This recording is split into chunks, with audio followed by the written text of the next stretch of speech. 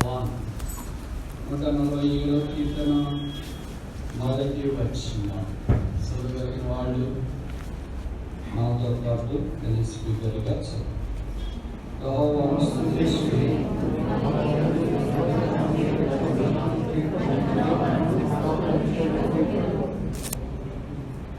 రెండవ వరుస మన దేవునికి స్తోత్రగానము చేయుట మంచిది.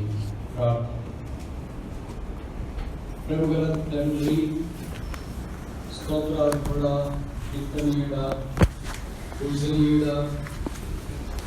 మమ్మల్ని ప్రేమించి మా కొరకై ఈ భూమి మీదకి మానవుడిగా దిగి వచ్చిన సర్వలోకనాథుడా, మీ పాద పద్మముల చెంత ప్రణతుల్లి ప్రణామములు ఆరోపించినట్లు సజీవుల దేశములు మా గొంతులో ఊపిరించిన ప్రాణనాథ, తల వంచి నమస్కరిస్తున్నాము. జీవాధిపతి అయింది మమ్మల్ని భూమి మీద జీవప్రాప్తులుగా చేసింది మహిమ కొరకై, కనికరమ కొరకై, కృప కొరకై మీకు స్తోత్రములు చెల్లిస్తున్నాము.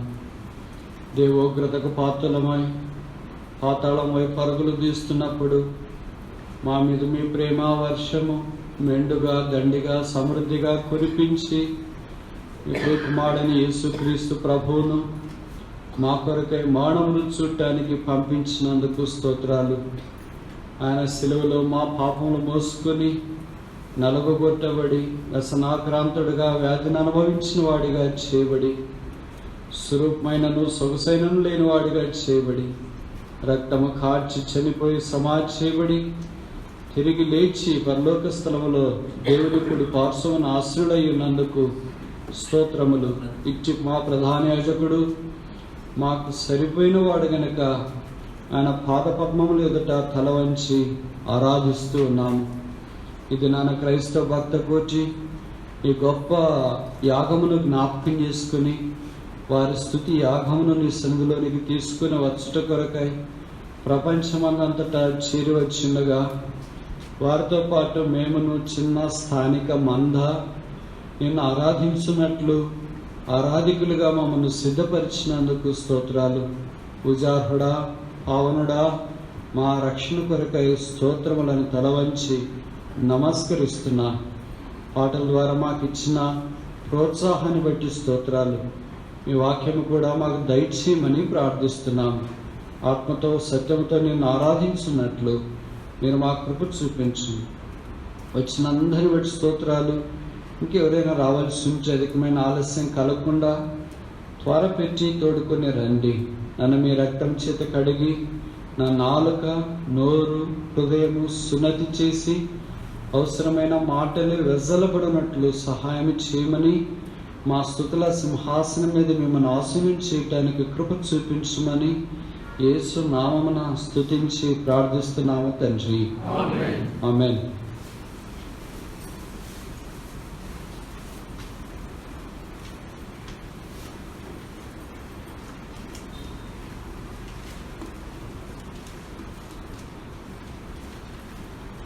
నూట 46వ కీర్తన మొదలుకొని 150 కీర్తన వరకు హల్లెలూయా కీర్తనలు లేదా స్తుతి కీర్తనలు అని పరిగణిస్తున్నారు. యెహోవాను స్తుతించడంతో ఆరంభించబడుతుంది. కొన్నిసార్లు ముగింపు కూడా అదే ఉంటుంది. ఆరంభం లేకపోతే ముగింపు ఉంటుంది, ముగింపు లేకపోతే ఆరంభం ఉంటుంది. కొన్ని చోట్ల రెండు కనిపిస్తూ ఉంటాయి. అలాంటి దాంట్లో ఒక కీర్తన 147. ఇది దేవుని ప్రజలైన ఇశ్రాయేలీయులకు దేవుడిచ్చే ఆహ్వానం. యెహోవాను స్తుతించుడి, మన దేవునికి స్తోత్రగానము చేయుట మంచిది. మనం ఏమైనా మంచి పనులు చేయగలమా?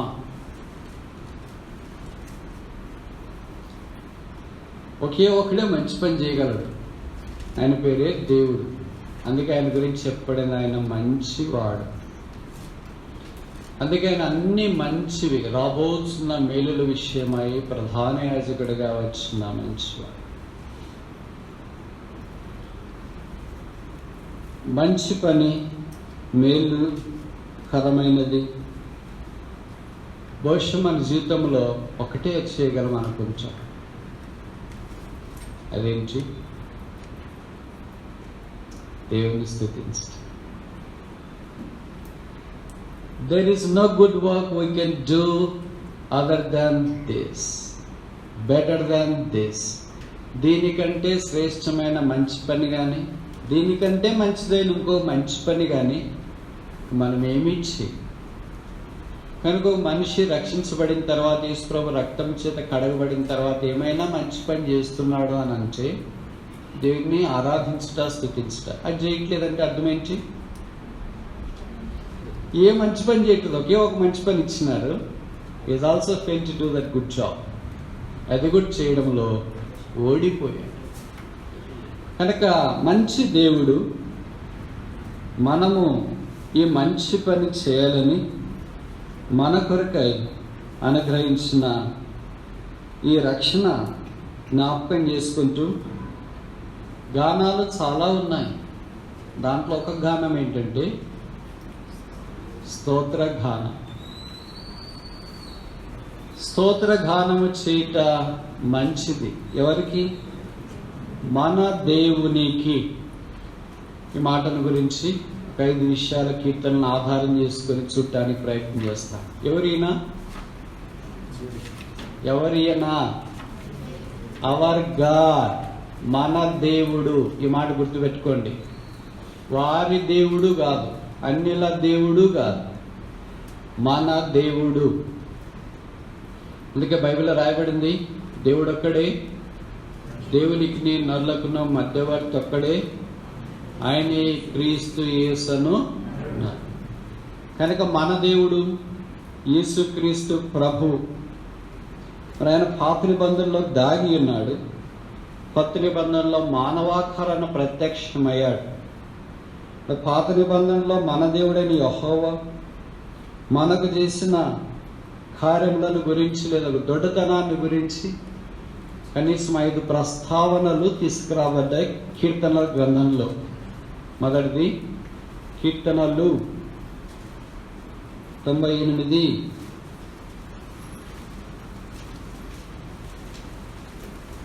3వ వచనం. Psalm 98 verse 3. ఇశ్రాయేలు సంతతికి తాను చూపిన కృపా విశ్వాసతలను ఆయన జ్ఞాపకము చేసుకుని ఉన్నాడు. భూదిగంత నివాసులందరూ మన దేవుడు కలగజేసిన రక్షణ. మన దేవుడు ఏం కలగజేశాడు? ఆయనకి పదాలు మర్చిపోకూడదు. మన దేవుడు, అవర్ గాడ్. మొదట ఏం కలగజేశాడు? రక్షణ కలగచేసాడు. మనము రక్షణకు వెళ్ళపట్ట ఉంటిమి. 3వ కీర్తనలో చెప్పబడింది, the salvation బిలాంగెత్ unto the lord. రక్షణ యెహోవాది. రక్షణ యూదులలో నుండే వచ్చింది. అందుకే యేసు ప్రభు వారికి ఆ మత్తయి సువార్త 1వ అధ్యాయం 21వ వచనం, తన ప్రజలను వారి పాపముల నుండి ఆయనే రక్షించును గనక, క్షమించును గనక ఆయనకి ఏమని పేరు? రక్షకుడు అని పేరు. అందుకే రక్షకుల గురించి పదే కొత్త నిబంధనలో మనకు ప్రస్తావించబడిన సంగతి కూడా తెలుసు. ఆయన చూచిన వెంటనే ఆ రక్షణ ఆశీర్వాదము మనుషుల మీదకి ఎలాగో దేవుడు పంపించినాడో, ఆశ్చర్యకరమైన విధానములో రక్షకుల్ని మన కొరకు శిలువ మీదకి అప్పగించినాడో ఈ విషయము మనకు జ్ఞాపకం చేస్తుంది. అందుకే యోహాను సువార్త 4వ అధ్యాయంలో సమరయ స్త్రీతో యేసు ప్రభు వారు మాట్లాడిన తర్వాత ఆ ఊర్లోకి వెళ్ళి దేవుని యొక్క గొప్పతనాన్ని అంతా తెలియజేసిన తర్వాత, ప్రజలు వచ్చి అంతా చూసిన తర్వాత ఆయన గురించి ఇచ్చిన సాక్ష్యం ఏంటి? ఈయన నిజముగా ఎవరు? యేసా? క్రీస్తా? ప్రభువా? Is truly the saviour of the world. నిజముగా ఆయన లోక రక్షకుడు. ఆయన లోకానికి అర్థించిన రక్షకుడు. అందుకే రక్షకుడు అనే మాట మరలా మనకు కనిపిస్తూ ఉంటుంది. ఎన్నిసార్లు రాశారు కొత్త నిబంధనలు? ఇది బేసిక్. ఇది కూడా మనకు తెలియకపోతే రక్షణ ఉందా అని. మొదటి ఎక్కడ రాశారు, ఆఖరి ఎక్కడ రాశారు? కనీసం 24 సార్లు రాశారు కొత్త నిబంధనలో. చూడండి, మొట్టమొదటి మనకి ఎలా కనిపిస్తుంది? లూకాసు వార్త 1వ అధ్యాయం. సాల్వేషన్ అనే మాట కాదు, సేవియర్, రక్షకుడు అనే మాట. 1వ అధ్యాయం 48వ వచనం.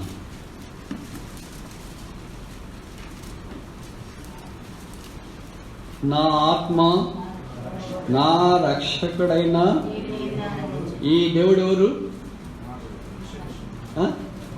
తెలుగు రాదా ఎవరికి? సరే, ఇంగ్లీష్ మీడియమే మీరంతా, నేను తెలుగు మీడియం కనుక నేనే చెప్తా. ఎవరి దేవుడు? రక్షకుడైన దేవుడు. ఎవరు మాట్లాడారు మొదటి మాట? రక్షకుని భూమి మీదకి తీసుకొని వచ్చడానికి దేవుడు వాడుకున్న మరియమ్మ.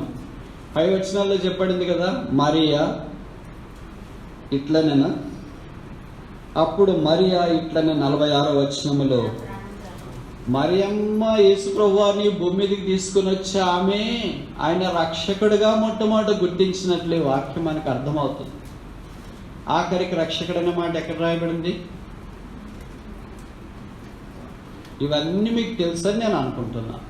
ఎందుకంటే రక్షణ అనేది బేసిక్ కదా. మనం ప్రతి ఆదివారం రక్షణ గురించి మాట్లాడతాం కదా, ప్రతిరోజు మాట్లాడతాం కదా, ప్రతిరోజు బోధిస్తాం కదా. యూదా పత్రిక అనుకుంటాం 24.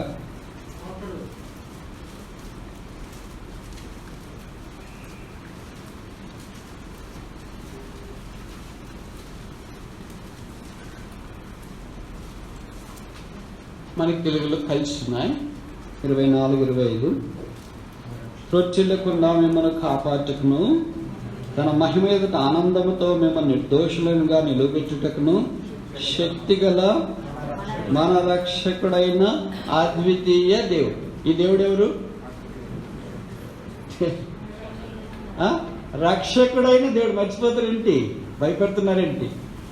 కనుక రక్షకుడైన అద్వితీయ దేవునికి, ఇక్కడ రక్షకుడనే పదం చివరిలో వేరే ఏదైనా పదం వాడచ్చు కదా, కనికరము లేకపోతే దీర్ఘశాంతం, దయాళత్వం, మంచితనం, అది ఇదని రాయచ్చు కదా. రక్షకుడైన దేవునికి కనుక మహిమ, మహాత్మ్యము, ఘనత, ప్రభావం, ఇంకేదైనా రక్షణ కొరకాయి ఏం అర్పించినా రుణస్థలమే. అది ఎన్నటికి తీరక అట్లుండవలసినదే. ఈ రక్షకుని దేవుడు మన కొరకై మానవులు చూడటానికి ప్రతి ఒక్కరి కొరకై భూమి మీదకి పంపించినాడు. ఆ రక్షకుడు మన పాపాలు భరించటి కొరకై శిలువ మీదకి వెళ్ళి తల మీద ముళ్ళ కిరీటం, ముఖం మీద ఉమ్మి, చేతుల్లో మేకులు, దేహమంతా కొడ దెబ్బలు, ప్రక్కలో బల్లెపూర్చు రక్తము కార్చి చనిపోయి సమాధి చేయబడి తిరిగి లేపబడు ద్వారా లోక రక్షకుడు మనకు కూడా రక్షణ అనుగ్రహించి. అందుకే రక్షణను గురించి అపోస్తుల కార్యాల్లో భక్తులు ప్రకటిస్తూ వచ్చి, మరి నామమున అనగా ఆకాశము కింద భూమి పైన ఇవ్వబడిన ఏ నామమున మనకి ఏం లేదు, ఈ నామముననే రక్షణ. ఆ రక్షణను దేవుడు మనకు ప్రాప్తింపజేసినాడు. ఇది దానం, ఇది పుణ్యం, ఇది ఉచితం, ఇది వరం. దీని కొరకై చెల్లించిన క్రయము ఏమీ లేదు.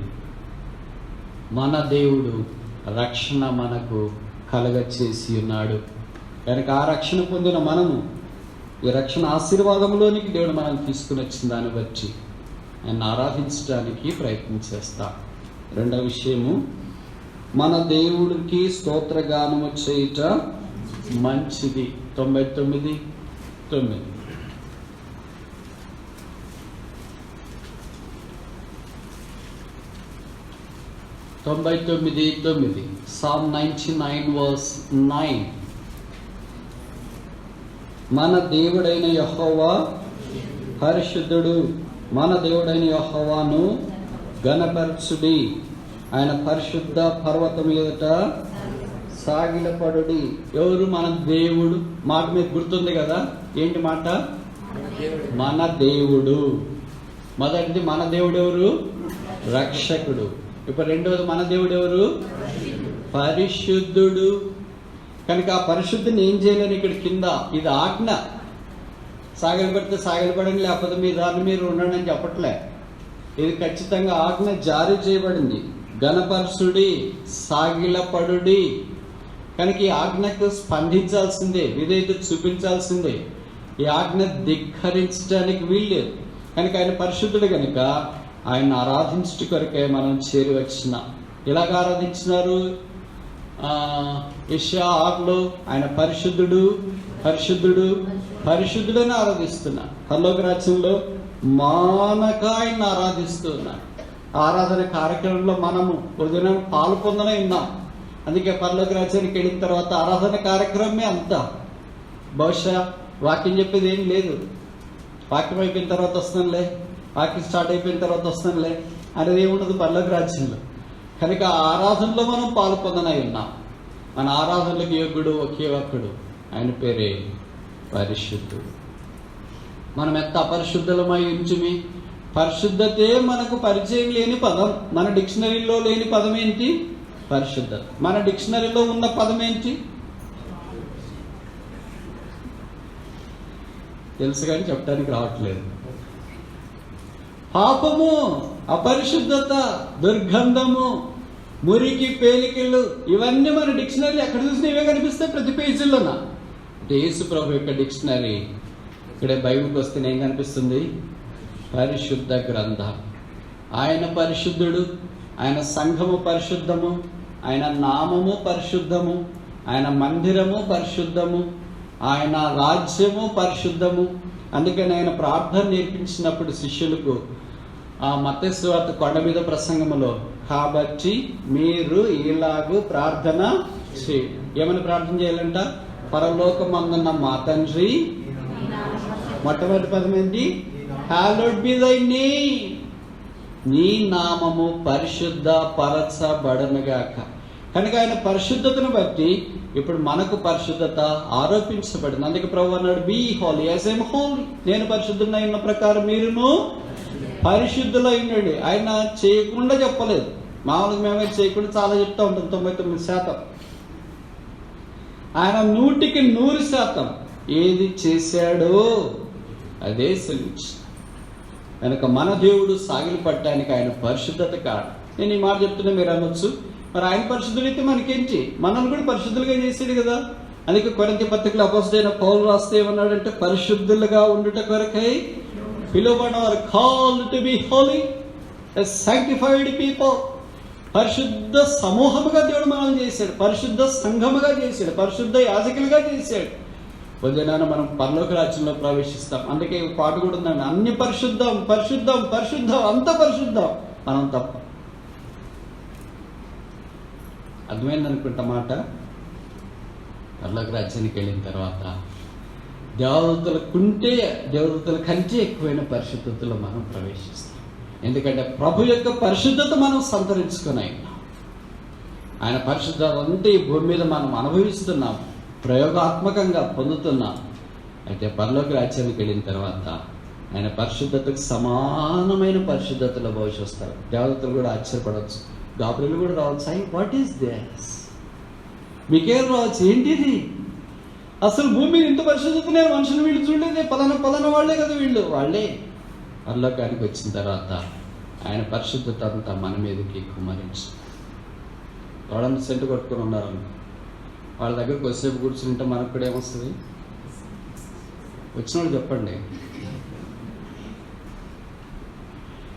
ఎవరైనా దుర్గంధంతో ఉన్నారనుకో, తప్పైన కుమారుని మాది, వాళ్ళ దగ్గర మనం కూర్చున్నాం కొద్దిసేపు, సిటీ బస్సులోనే ఎక్కడో దిగిన తర్వాత మనకు కూడా ఏమొస్తుంది?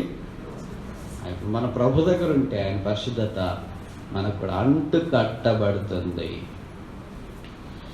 మన దేవునికి స్తోత్ర గానం చేయుట మంచిది. ఎందుకు? 2 కారణాలు వచ్చిన.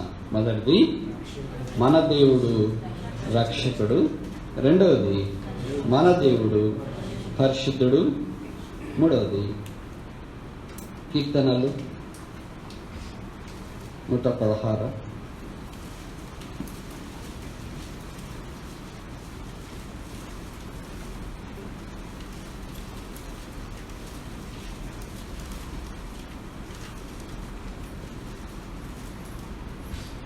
ఎన్నో వచ్చిన 6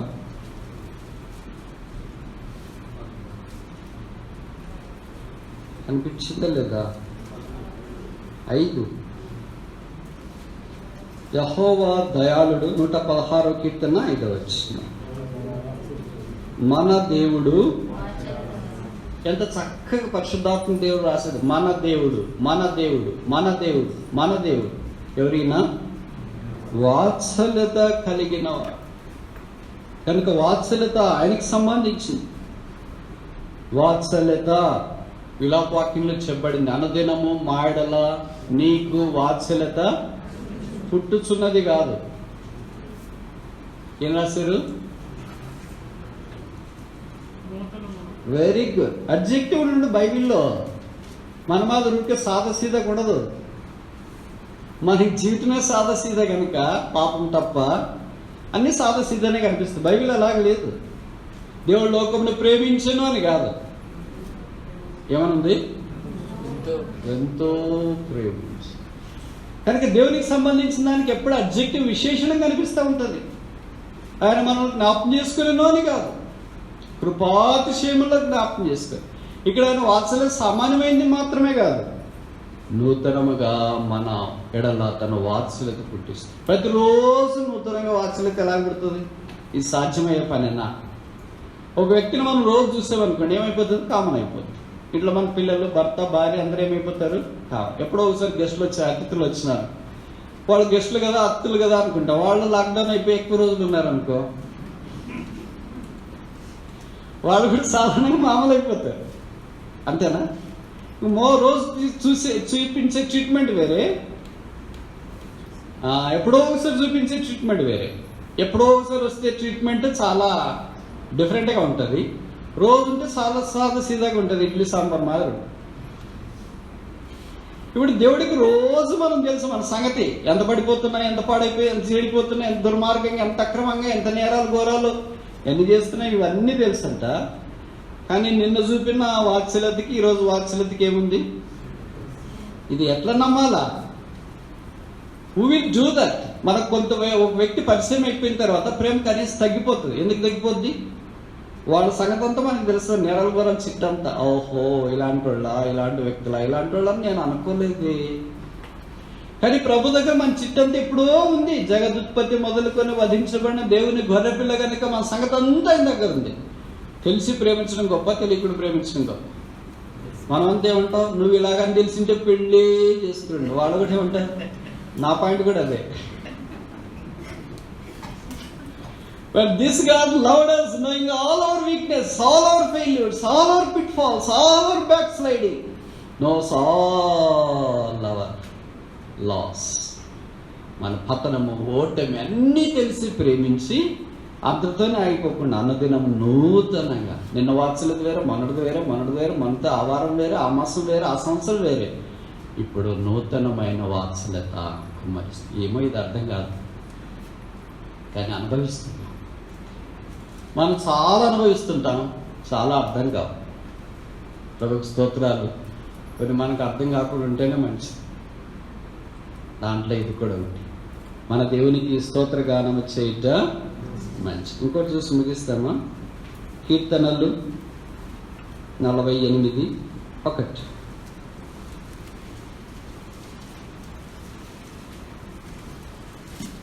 Psalm 48:1.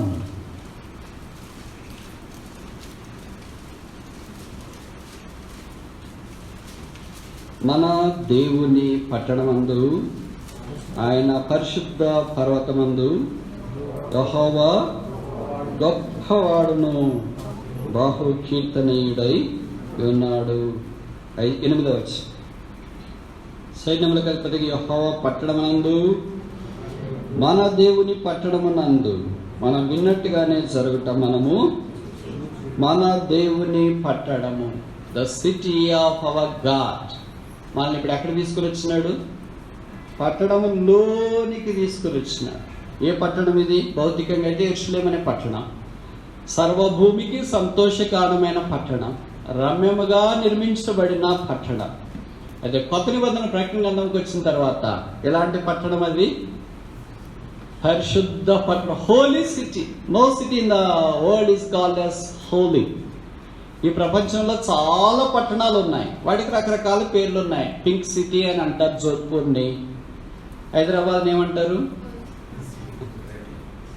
ఓకే, ఏదో ఒక సిటీ, హైటెక్ సిటీ అనుకోండి అని పిలుస్తారు. బెంగళూరుని ఏమంటారు? గార్డెన్ సిటీ అంటారు. ఢిల్లీని ఏమంటారు? క్యాపిటల్ సిటీ అంటారు. బాంబేని ఏమంటారు?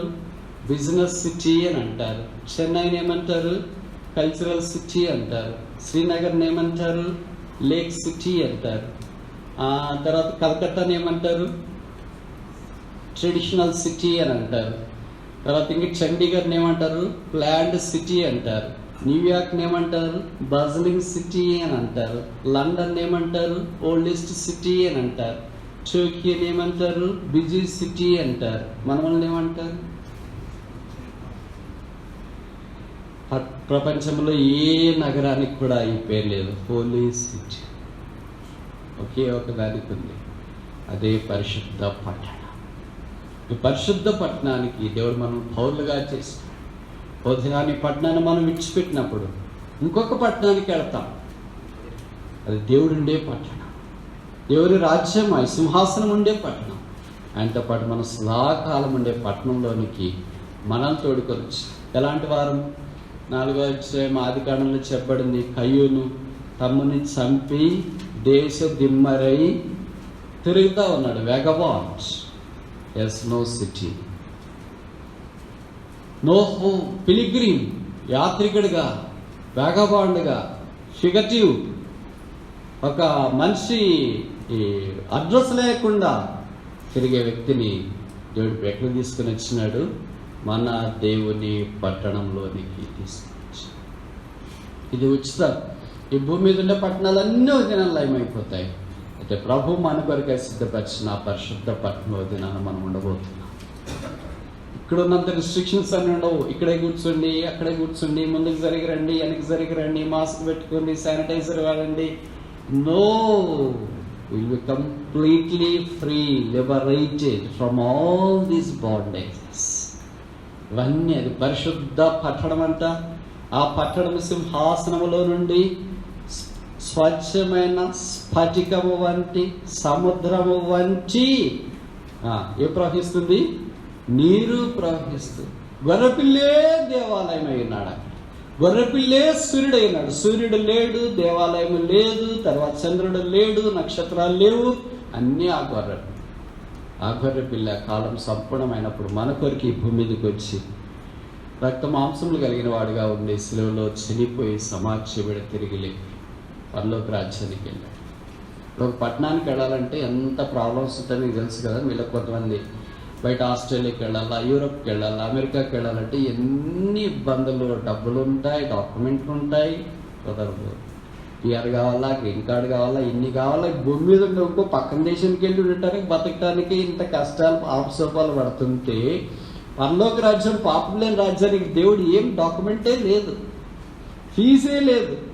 ఊరికే ఉన్న పాటను వచ్చున్నాను ప్రభు నీ సిలువ దగ్గరికి అయిన వెంటనే రక్తం చేత కడిగి పరిశుద్ధపరచ. ఓకే సరే, గ్రీన్ కార్డ్ ఇచ్చినట్టు ఇచ్చాడు, పిఆర్ ఇచ్చినట్టు ఇచ్చినాడు, okay you can go to heaven.